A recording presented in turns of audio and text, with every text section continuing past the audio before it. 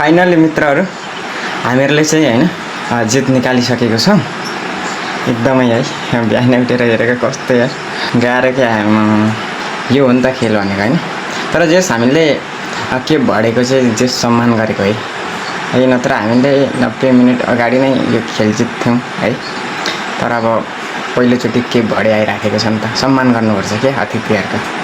त्यही भएर आफूभन्दा सानोलाई सम्मान गर्नुपर्छ भन्ने नेपाली संस्कार अनुसार पनि हामीले चाहिँ के बढेको सम्मान गरेको हो।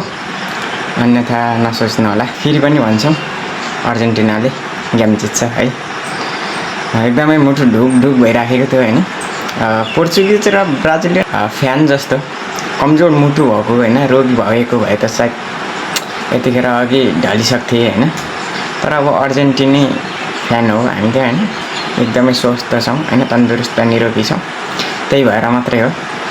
नत्र त अन्त्यमा यसरी पनि भन्न सकिन्छ समग्रमा भन्ने हो भने के बढे चाहिँ ब्राजिल र पोर्चुगल भन्दा एकदमै उत्कृष्ट टिम हो भनेर व्याख्या विश्लेषण गर्न सकिन्छ है त। हामी राउन्ड अफ 16 मा अझ मजबुत भएर आउनेछौँ है त।